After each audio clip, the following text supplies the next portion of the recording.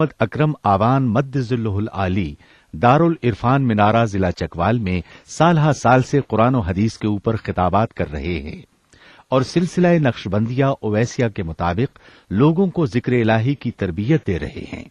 وہ قرآن پاک کی تفسیر ترتیب وار بیان کر رہے ہیں۔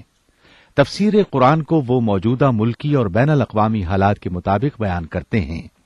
موٹر وے سے کلر کہار کے انٹرچینج سے نکلتے ہوئے کلر کہار کی جھیل سے ہوتے ہوئے ایک پہاڑی ہے جہاں پر حضرت عبد القادر جیلانی المعروف غوث پاک کے پوتا مبارک کا مزار ہے جو موروں والی سرکار کے نام سے مشہور ہے۔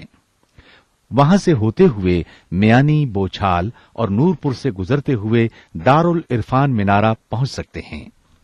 حضرت امیر محمد اکرم آوان نے بچیوں اور بچوں کی دینی اور دنیاوی تعلیم کے لیے سقارہ اکیڈمی کے نام سے ایک درس گاہ بھی قائم کی ہے جس کا افتتاح ملک پاکستان کے صدر جنرل محمد ضیاء الحق نے اپنے دست مبارک سے کیا تھا۔ اللہ رب العالمین والصلاة والسلام علی حبیبہ محمد وعلی آلہ وصحبہ اجمعین۔ اعوذ باللہ من الشیطان الرجیم، بسم اللہ الرحمن الرحیم۔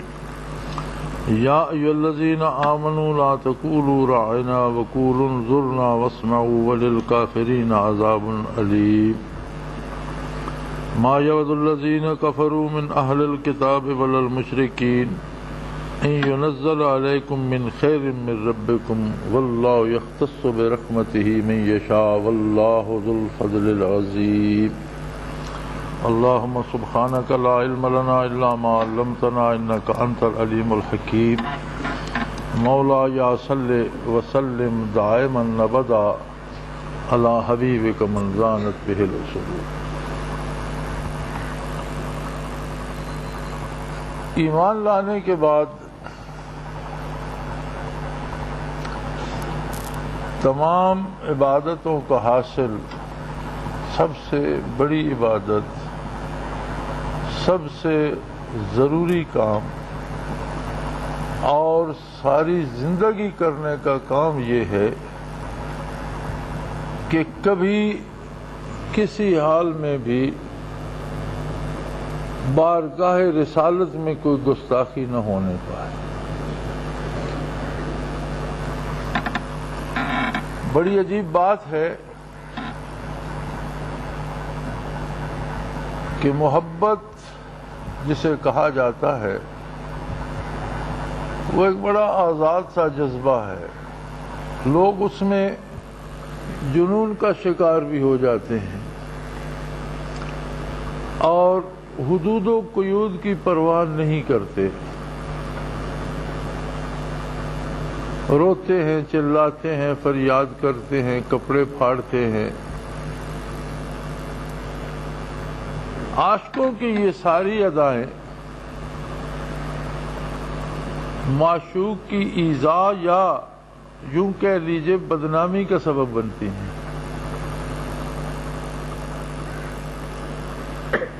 لیکن اس مجبور و بے بس بندے کو جو اسیر محبت ہو جاتا ہے، بھلا ضابطوں کی قید کون بتائے اور اخلاق کی حدود کون سمجھائے؟ لیکن یہ بارگاہ عالی جو ہے، ایک شاعر نے بہت خوب کہا، ادب گاہست زیر آسماں از عرش نازک تر، ادب گاہست زیر آسماں از عرش نازک تر، نفس گم کردہ می آیند جنیدو با یزیدیں جا۔ میں یہ شعر تھوڑی سی تبدیلی سے پڑھا کرتا ہوں، نفس گم کردہ می آیند ابو بکر و عمر ہی جا۔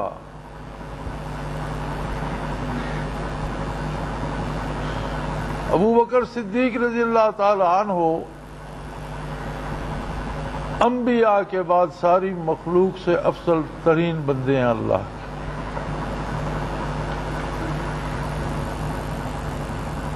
لیکن اس بارگاہ میں مجال دم زدن نہیں، حتیٰ کہ اللہ کریم نے لغت عرب تبدیل کر دی۔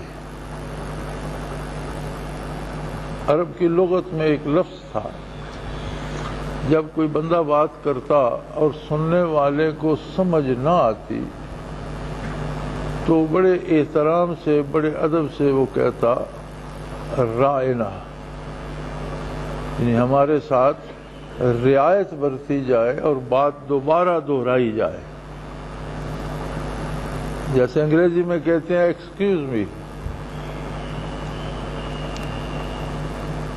برطانیہ جو انگریزوں کا ملک ہے، ان کا انداز ہوتا ہے پارڈن می، معاف کیجئے گا.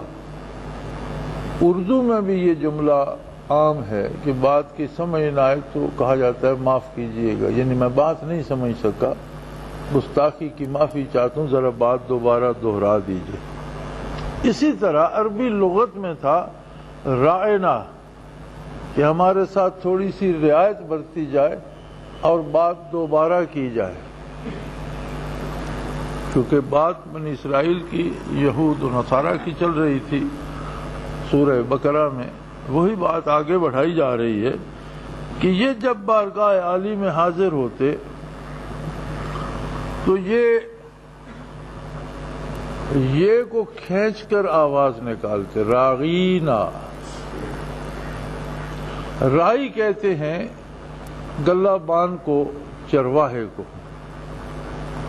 تو بظاہر تو یہ مراد لیتے کہ جی ہم وہی لفظ کہہ رہے ہیں جو لغت عرب میں زبان زد عام ہے کہ ہم سے رعایت فرمائی جائے، لیکن در پردہ ان کے دل میں یہ بات ہوتی کہ ہمارے ہاں ہم تو بڑے عالم و فاضل لوگ ہیں، یہود کے پاس بڑے بڑے عالم ہیں، نصارہ کے پاس بڑے بڑے فاضل لوگ ہیں، اور حضور اکرم صلی اللہ علیہ وسلم نے تو بکریاں ہی چرائی ہیں، پڑا تو ہے کچھ نہیں.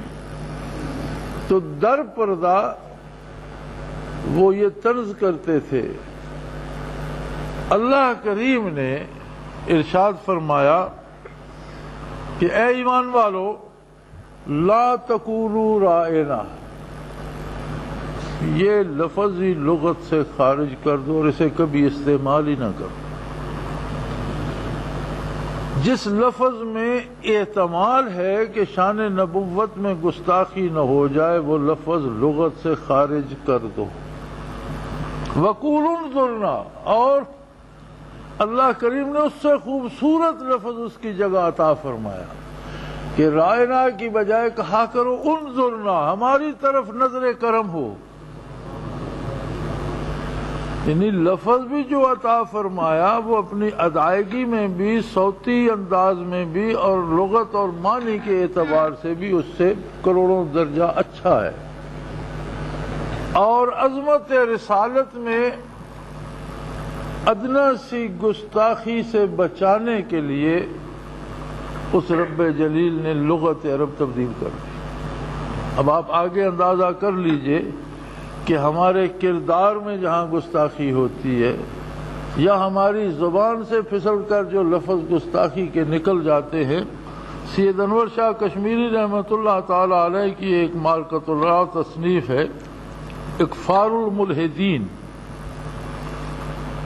کہ کس کس وجہ سے لوگ کافر ہو جاتے ہیں، کس کس بات سے کفر لازم آتا ہے. اس میں وہ رقم تراز ہے، فرماتے ہیں کہ کوئی شخص حضور اکرم صلی اللہ علیہ وسلم کی شان میں ایسا جملہ کہے جس سے اس کی مراد گستاخی کرنا نہ ہو، لیکن اندیشہ یہ ہو کہ سننے والا اسے گستاخی سمجھے گا.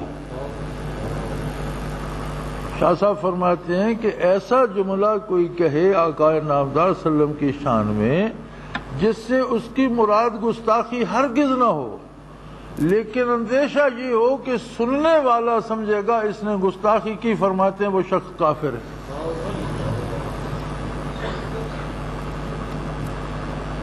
یعنی کفر کے جو اسباب ہیں اس میں یہ بات بھی نقل فرمائی ہے، اور اسی آیہ کریمہ کی ذیل میں فرمائی ہے کہ کوئی ایسا جملہ کہے آقا نامدار صلی اللہ علیہ وسلم کی شان میں.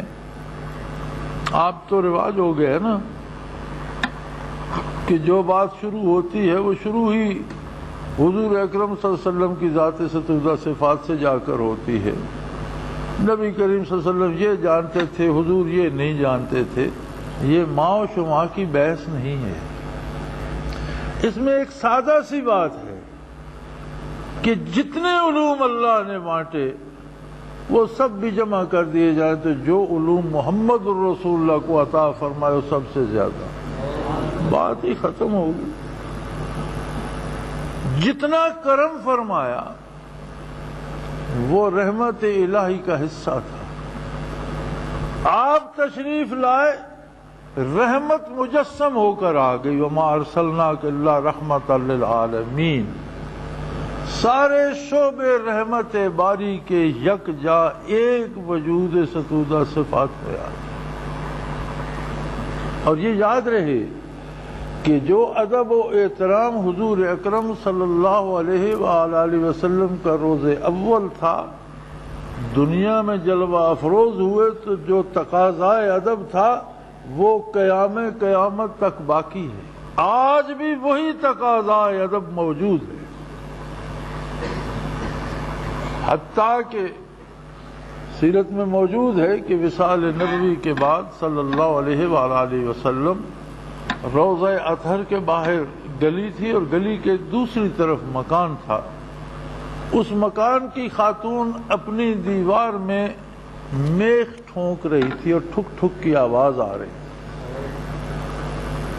تو حبیب کبریا ام المومنین حضرت عائشہ صدیقہ رضی اللہ تعالی عنہا نے پیغام بھیجا اور وہ دو لفظ تھے، لا تؤذوا رسول اللہ صلی اللہ علیہ وسلم، نبی کریم صلی اللہ علیہ وسلم کو تکلیف نہ دو، ٹھک ٹھک نہ کرو۔ یہ جو آپ اپنے گھر میں ٹھک ٹھک کر رہی ہیں یہ نہ کرو۔ سیدنا فاروق اعظم رضی اللہ تعالی عنہ نے ایک اعرابی کو، مسجد نبوی میں کنکریاں بچھی ہوتی تھی، بارش ہوئی، حضور اکرم صلی اللہ علیہ وسلم نے فجر کی نماز پڑھائی، محراب عالی میں تراوت تھی، پیشانی مبارک پر ہلکا سا کیچڑ لگ گیا۔ صحابہ کرام رضوان اللہ علیہم اجمعین نے حضور سے اجازت لے کر کنکریاں جمع کر کے ساری مسجد میں کنکریوں کا فرش بچھا دیا کہ پھر کبھی ایسی حالت ہو تو کیچڑ نہ بنے۔ ایک اعرابی بلند آواز میں بات کر رہا تھا، روضہ اطہر کے قریب کھڑا تھا۔ سیدنا فاروق اعظم رضی اللہ عنہ نے آواز دے کر نہیں بلایا، ایک کنکری اٹھا کر ماری۔ اس نے مڑ کر دیکھا، خاموشی سے اشارے سے پاس بلایا اور سمجھایا کہ تم کون ہو، کیوں اتنی بلند آواز میں بات کر رہے ہو؟ جی میں اعرابی ہوں، میں ان سے مسئلہ پوچھ رہا تھا۔ فرمایا تم باہر سے آئے ہو، بدوی ہو، اگر شہر کے ہوتے میں تمہیں درے مروا۔ روضہ اطہر کے سامنے اور اتنی بلند آواز۔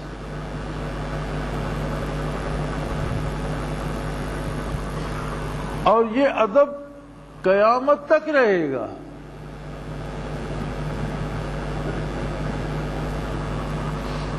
ہمارے ہاں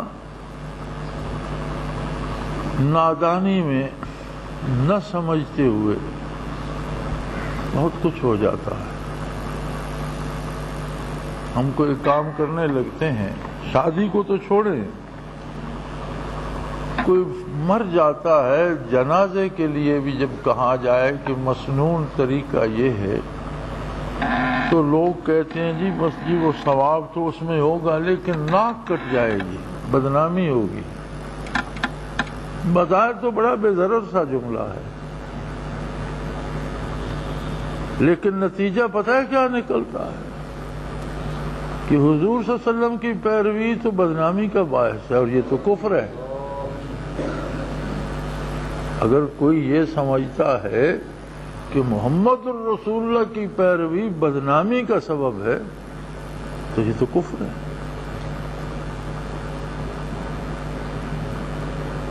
یہ وہ بارگاہ ہے کہ جہاں عشق و محبت کو بھی ادب کے تقاضے مد نظر رکھنے پڑتے ہیں۔ کوئی بڑے سے بڑا عاشق بھی بارگاہ عالی میں بیٹھ کر بلند آواز سے آ نہیں کھینچ سکتا۔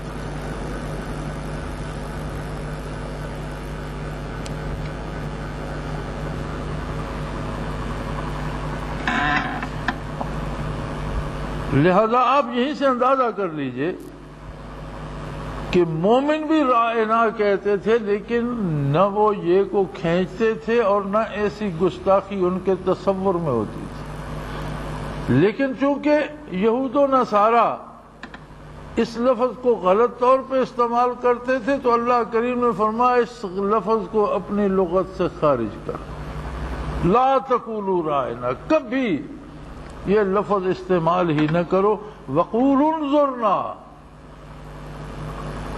آپ کہا کرو نظریں کرم ہو جائے۔ اور حق بات یہ ہے واسمعوا، یہ موقع آئے کیوں؟ فرمائے محمد الرسول اللہ اور کوئی کہے دوسری دفعہ مجھے بتایا جائے یہ گستاخی کرے کیوں، سنے کیوں نہیں؟ واسمعوا، نبی کریم صلی اللہ علیہ وسلم کا معجزہ یہ تھا کہ نہ حضور بلند آواز میں بات کرتے تھے اور نہ بالکل دھیمی، معتدل آواز میں حضور بات ارشاد فرماتے تھے، اور معجزہ یہ تھا کہ لاکھوں کا مجمع بھی ہو تو جس انداز سے پہلی صف میں قریب کھڑا ہوا بندہ سن رہا ہوتا تھا، بالکل اسی فریکوینسی میں جو دور لاکھوں کے پیچھے کھڑا ہوتا وہ بھی اسی فریکوینسی میں سن رہا ہوتا۔ یہ معجزہ تھا آقا نامدار صلی اللہ علیہ وسلم کا۔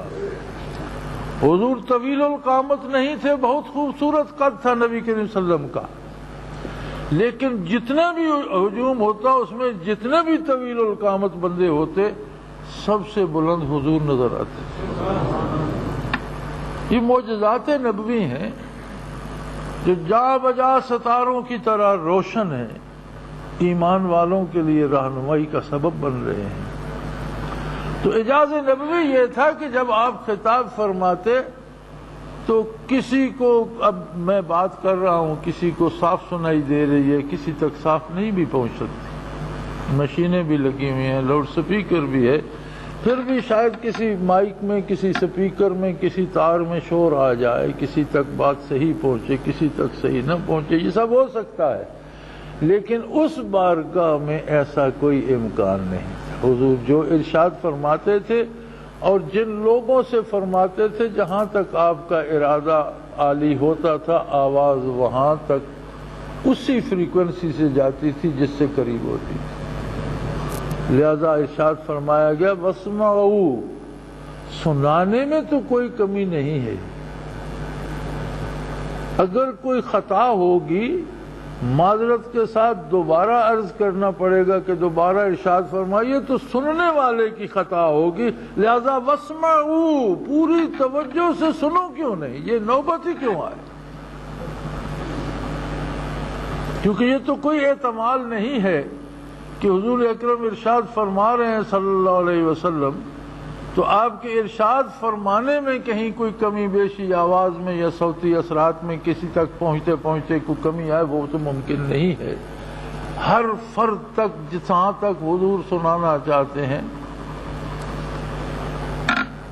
مجھے ایک دفعہ ایک کنویں کی زیارت اللہ نے نصیب فرمائی۔ ہماری بدنصیبی یہ ہے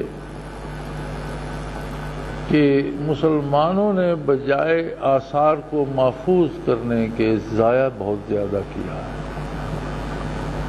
ترکوں کی حکومت جب تھی عرب پر تو ترکوں نے ایک ایک نقش کف پا اور ایک ایک نشانی کو محفوظ کیا۔ موجودہ حکومت جو سعودی فرما رواؤں کی ہے، انہوں نے بے شمار ایسے اثرات جو ہیں وہ ضائع کر دیے۔ کوئی اس فکر میں مبتلا ہو گئے کہ ان آثار کی وجہ سے لوگ شرک میں مبتلا ہو جاتے ہیں، حالانکہ وہ آثار تو ہدایت کا منبع تھے۔ بہرحال وہ بھی اپنی طرف سے دین کی خدمت سمجھ کر کرتے رہے ہیں، تو اب ان سارے آثار پر پابندیاں لگ گئی ہیں، کسی کے گرد جنگلہ لگ گیا، کچھ ختم کر دیے گئے۔ مدینہ منورہ کے پاس ایک پہاڑی سلسلے کی پرلی طرف ایک ریتلے میدان میں کنواں ہے، چھوٹا سا کنواں تھا۔ ہمیں ساتھی وہاں لے گئے۔ نبی کریم صلی اللہ علیہ وسلم جب جہاد سے واپس تشریف لاتے اور پچھلے پہر شہر کے قریب پہنچے تو حضور شہر سے باہر قیام فرماتے اور الصبح شہر میں وارد ہوتے، تشریف لے جاتے۔ وہاں حضور نے واپسی پہ قیام فرمایا، کنویں سے پانی کھینچا گیا، اونٹوں کو گھوڑوں کو پلایا گیا، لوگوں نے وضو کیا، مشکیزیں بھرے۔ اور جو عجیب بات میں نے دیکھی ہے کہ کنویں سے جب بھی آپ پانی نکالتے ہیں برتن میں بھرے، جانوروں کو پلائیں، کچھ کریں، کچھ گرتا بھی رہتا ہے، تو اس کے ساتھ ایک چھوٹا سا گڑا سا تھا، اس طرف سے زمین بنیر سی اونچی تھی اور اس طرح گڑا سا تھا، تو جو گرا اس میں جمع ہوتا رہا اور ایک مقدار پانی کی اس میں جمع ہو گئی، جو ایک طرف تو معمولی، دوسری طرف غالباً 6 انچ 8 انچ گہرائی ہوگی، اتنا سا پانی، کوئی 20-25 مربع فٹ یا 30 مربع فٹ جگہ ہوگی، 40 ہوگی، تھوڑی سی جگہ پر وہاں جمع ہو گیا۔ 14 صدیاں بیت گئیں، قافلے گزر گئے، لوگ چلے گئے، چرواہے کبھی کبھی اپنا ریوڑ اس کنویں پہ لے آتے تھے پانی پلانے، لیکن ایک عجیب بات کہ وہ جو پانی گرا تھا عہد نبوی میں اور باہر جمع ہوا تھا، نہ کنویں میں پانی کم ہوا ہے نہ اس گڑھے میں کم ہوا ہے 1400 سال میں۔ اس گڑھے میں جو پانی صحابہ کبار کے زمانے میں جتنا گر کر جمع ہوا تھا اتنا 24 گھنٹے وہاں جمع رہتا، کوئی نہ کوئی سبب قادر مطلق بنا دیتا ہے، وہ کم ہونے لگتا ہے تو کچھ چرواہا کنویں پہ آ جاتا ہے، وہ ریوڑ پہ لاتا ہے اور گرا دیتا ہے، اور کوئی بھی نہ آئے تو وہ پانی اپنی مقدار کم نہیں اللہ اس کی کرتا۔ 1450 سال بعد تو ہم نے اپنی آنکھوں سے دیکھا اتنا ہی پانی وہاں کھڑا تھا، اور جو دوست وہاں تھے وہ کہنے لگے ہم بھی دیکھتے چلے آ رہے ہیں، کبھی نہیں، نہ کم ہوتا ہے نہ زیادہ ہوتا، یعنی جو زمین پہ گرا تھا وہ بھی اپنی مقدار پوری رکھی۔ تو ہر پہلو، ہر شعبہ زندگی میں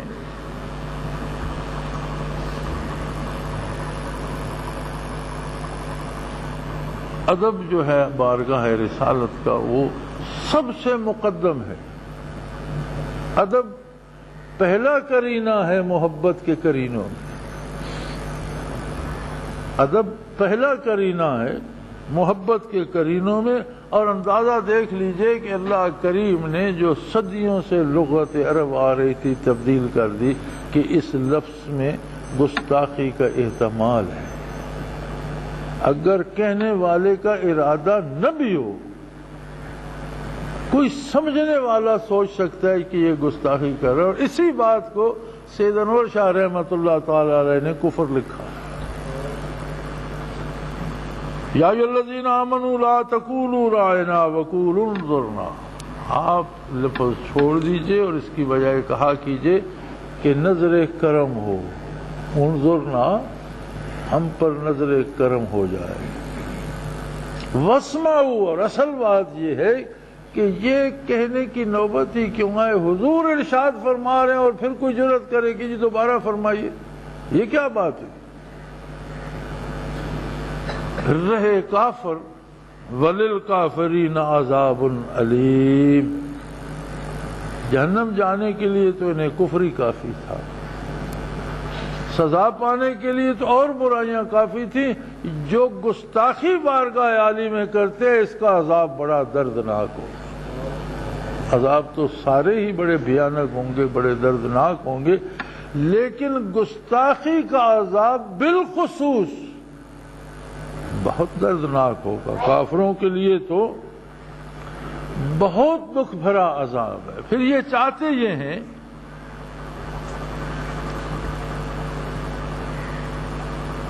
ما یود الذین کفروا من اہل الکتاب ولا المشرکین، کوئی بھی کافر ہو، وہ اہل کتاب میں سے ہو یا مشرکین میں سے، دنیا کا کوئی بھی کافر ہو، وہ چاہتا یہ ہے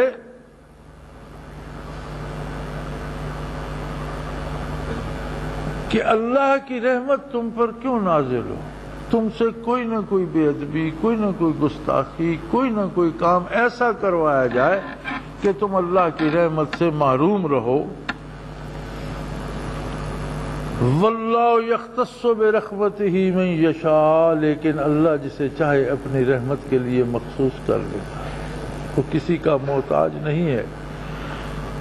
اور اس کا سب سے پہلا مخاطب ہے صحابہ کبار رضوان اللہ علیہم اجمعین، پر ان کی وساطت سے قیامت تک کے مسلمان اس کے مخاطب ہیں کہ یہ تم پر اللہ کا کرم ہے، اس نے اپنی رحمت سے تمہیں دامان رسالت سے وابستہ کر دیا، یہ تو اس کی رحمت کا ایک کرشمہ ہے۔ کافروں نے الفاظ کے ہیر پھیر میں الجھانا چاہا کہ تم سے نادانستگی میں ہی گستاخی ہو جائے، فرمایا رب کریم نے تمہیں اس سے بچانے کے لیے لغت ہی تبدیل کر دی، اس کی رحمت ہے، وہ جسے چاہے نوازے، تمہیں اس نے اپنی رحمت کے لیے مختص کر لیے، مختص کر لیا اپنی رحمت کے لیے۔ واللہ ذو الفضل العظیم، اور وہ بڑے رحم والا اور بڑے فضل والا ہے۔ تب سے لے کر اب تک کفار و مشرکین کی وہ کوششیں جاری و ساری ہیں۔ آج بھی ذرائع ابلاغ پہ وہ ایسے پروگرام چلائیں گے جن میں بے حیائی ہو۔ بے حیائی کیا ہے؟ مومن کے لیے تو گستاخی ہے، جس سے حضور اکرم صلی اللہ علیہ وسلم نے منع فرما دیا، وہ کام کیوں کرے؟ لیکن آپ ان کا کوئی پروگرام دیکھیں، لڑائی ہو رہی ہے، سفر ہو رہا ہے، ایک فلم بن گئی ہے، اس میں ایک کہانی ہے، لیکن بے حیائی کے مناظر جگہ جگہ ہوں گے۔ اس کی کیا ضرورت ہے؟ وہ تو آپ ایک واقعہ بیان کرنے چلے، وہ اس لیے نہیں کہ وہ خود اسے انجوائے کرنا چاہتے ہیں، ان کے ہاں تو سرے بازار ویسے ہو رہی ہے، انہوں نے فلم سے دیکھ کر کیا کرنا ہے، وہ میرے آپ کے ہماری اولادوں کے لیے کہ انہیں بے حیائی کا عادی بناؤ۔ چیزیں بنائیں گے، دانت صاف کرنے کا برش بنا، اس میں خنزیر کے بال لگا دی، کھانے کی چیز بنائی، اس میں خنزیر کی چربی شامل کر دی۔ حتیٰ کہ میں نے یہ دیکھا ہے کہ اچھے بھلے نمازیوں کے جوتے جو انہوں نے بغیر ملکی خریدے، ان کے اندر سور کی کھال لگی ہوئی۔ برطانیہ میں ایک دن میں ایک شہر میں پھرتا رہا، اور جہاں تک میں چل سکا کم و بیش بہت سی دکانوں میں پھرا کہ کوئی جوتا ایسا مل جائے جس کے اندر سور کی کھال نہ ہو اور چمڑے کا جوتا ہو، بوٹ نما ہو، تو میں پھر کے عاجز آ گیا، اور جس کے اندر دیکھو سور کی کھال، جس طرح ہمارے ہاں بھیڑ کی کھال کا میشہ بنتا ہے جو جوتوں کے اندر لگاتے ہیں، اس طرح بن جاتی ہے۔ اور اس کی بڑی نشانی یہ ہے کہ سور کے جسم پر کوئی اکیلا بال نہیں ہوتا، جہاں دیکھو اس طرح 3 بالوں کا نشان ہو۔ یہ کھال صاف ہو جائے نا تو نشان سے رہ جاتے ہیں کہ یہاں بال تھے، تو سور کی کھال کو غور سے دیکھیں تو 3 بالوں کا نشان ہوتا ہے، ایک بال کا نشان اکیلے کا نہیں ہوتا۔ تو جہاں بھی اندر گھما کے دیکھا سور کی کھال تھی۔ دکانداروں سے بات کی، یار کوئی ایسا جوتا دو جس میں سور کی کھال نہ ہو۔ وہ کہتے جی یہ تو گائے کی ہے، یہ گھوڑے، میں نے کہا جی اوپر گھوڑے کی ہوگی، گائے کی ہوگی، جو اندر، ہاں اندر، وہ کہتے تھے اندر کیا ہے، وہ کوئی نظر آ رہی ہے۔ اتنا اب ایک آدمی نماز تو پڑھتا ہے، پاؤں دھو کر اسی جوتے میں اس نے ڈالے، سور کی کھال سے مست ہوئے، پھر کیا وضو ہوگا؟ ناپاک ہو گئے پاؤں، وضو کہاں رہا؟ وضو کر کے پاؤں غلاظت میں لتھیڑ دو تو پھر وضو رہ جائے گا۔ ایسی چھوٹی چھوٹی باتوں پہ ہمارے علاقے کے دوست وہاں ہوتے ہیں، تو ایک بھائی اگلے دن مجھے سنا رہا تھا کہ ایک بابا جی یہاں سے ملاقات کو گئے بیٹے کی برطانیہ میں، اور کہیں وہ ساتھ بازار میں لے گئے، کچھ دن وہاں رہے، تو 4-5 نوجوان تھے ساتھ، بابا جی بھی تھے۔ بابا جی نے کہا یار یہ مٹھائی تھوڑی سی خرید لو، انہوں نے کہا جی اس میں تو وہ سور کی چربی ملاتے ہیں،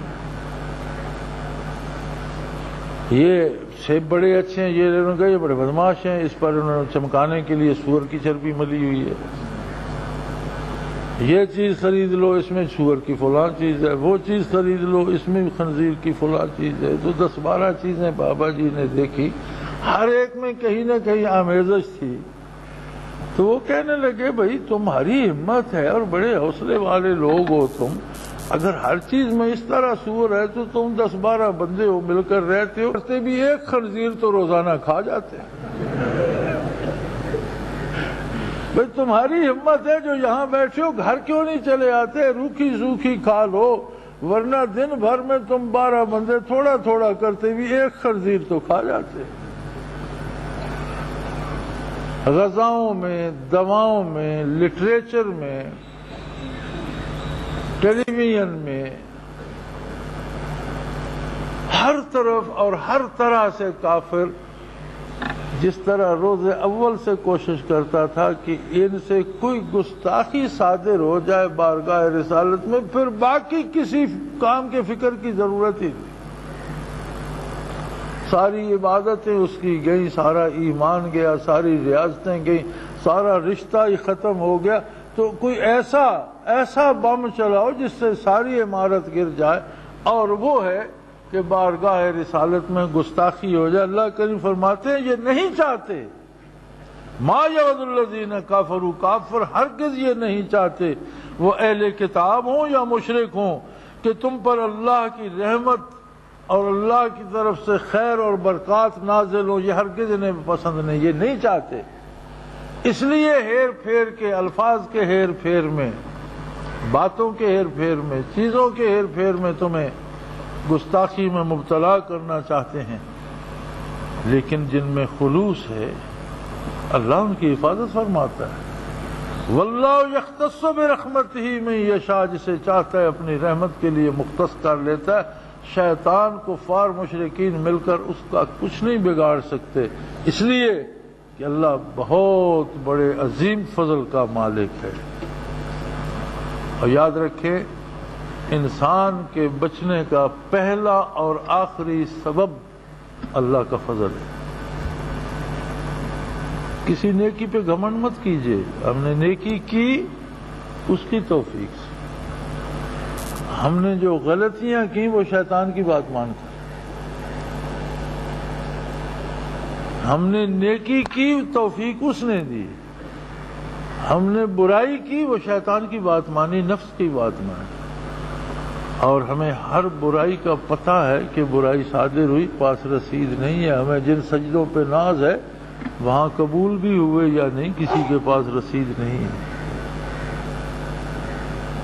اس لیے ہر سجدے، ہر ذکر، ہر درود پر جذبہ تشکر سے دل لبریز ہونا چاہیے، اپنی بڑائی میں مبتلا نہیں ہونا چاہیے۔ بڑائی اللہ کے لیے ہے، عظمت اللہ کے لیے ہے، اور اللہ کے رسول صلی اللہ علیہ وسلم کی بارگاہ کا ادب ہے، ہماری کوئی حیثیت نہیں ہے۔ اور یاد رکھیں تمام ایمان کی بنیاد اس پر ہے، ایک کام کرتے وقت بھی یاد رہے، بات کرتے وقت بھی یاد رہے کہ کہیں اس بارگاہ عالی میں گستاخی نہ ہو جائے۔ اللہ کریم ہماری خطاؤں سے درگزر فرمائے، توبہ کی توفیق دے، توبہ قبول فرمائے، اور ہماری ٹوٹی پھوٹی عبادتوں کو شرف قبولیت سے نوازے۔ وآخر دعوانا الحمدللہ۔ وہ تمام احباب جو اسلام کی طلب رکھتے ہیں ان سے گزارش ہے کہ دارالعرفان منارہ ضلع چکوال میں امیر محمد اکرم آوان صاحب کے خطابات سے مستفید ہوں۔ وہ ہر جمعے کو نماز سے پہلے بیان فرماتے ہیں۔ ہر ماہ کی پہلی اتوار کو ماہانہ اجتماع ہوتا ہے جس میں آپ خصوصی خطاب فرماتے ہیں، اور پاکستان کے چاروں صوبوں سے احباب اس اجتماع میں شرکت کرتے ہیں۔ اس کے علاوہ یہاں سال میں 2 مرکزی اجتماعات بھی ہوتے ہیں، ایک رمضان المبارک میں اعتکاف کا اجتماع اور دوسرا جولائی اور اگست میں 40 دن کا اجتماع ہوتا ہے جس میں روحانی تربیت کی جاتی ہے۔